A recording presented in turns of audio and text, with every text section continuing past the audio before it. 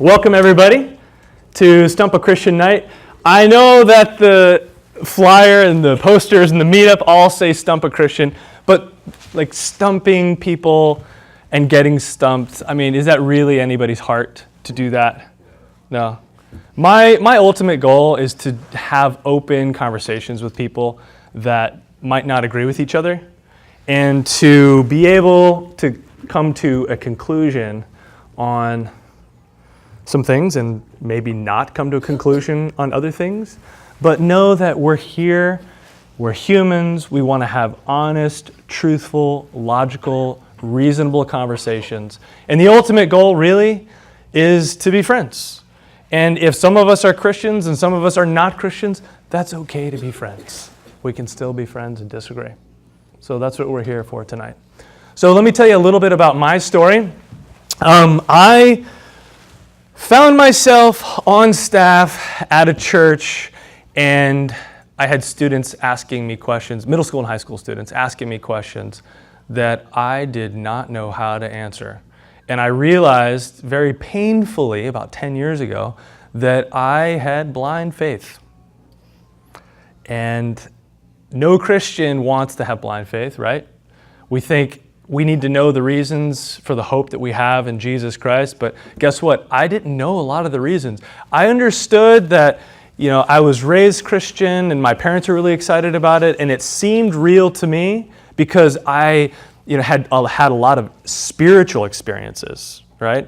But people would say, "Oh, well, did you really have a spiritual experience?" Like they could definitely just push it away and say, well, maybe you just convinced yourself you had a spiritual experience. But when it came to the hardcore stuff, like the evidence, the logic, the reason, the science, the archaeology, I had no clue.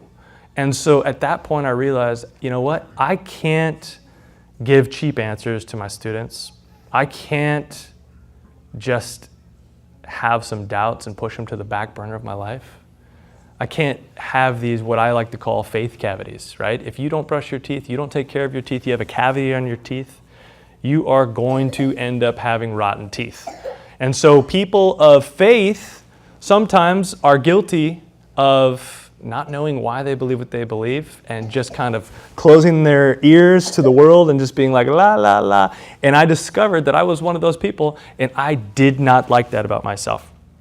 So I went from reading like one book a year to reading like one book a week, sometimes 2 books a week, and my brain felt like it was going to explode. So I've been doing that now for 10 years, and I've realized that, man, there are other people that don't know why they believe what they believe.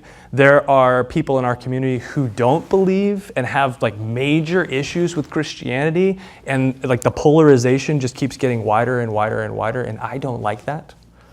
And so I think we need to build a bridge with people who are of faith and people who aren't of faith, and we need to find some common ground, and we need to understand why the other person might be in conflict with the other person. And we can just say, you know what? We're going to see that we don't see eye to eye on that, but we can still enjoy each other's friendship and each other's company, and we can hopefully reach a logical, reasonable, caring, friendship, right? That's the goal. So I'm not going to attack you. If you attack me, that's your choice. I'm going to lovingly kind of just point it out if you're attacking me personally or trying to really get me. I don't have all the answers, so that's just something I'm putting out there right now. But let's talk. So whether you're a person of faith, whether you're a Christian, whether you're a non-Christian, maybe you're an atheist, wherever you are, you don't have to out yourself if you don't want to, but I just want to open it up for questions. If you have a faith cavity on your faith and you're like, this just seems weird, I'm thinking of walking away from Jesus Christ, or I used to be in the church and I was really hurt and this is not cool and I have a problem with this, or this is just illogical and unreasonable, let's talk.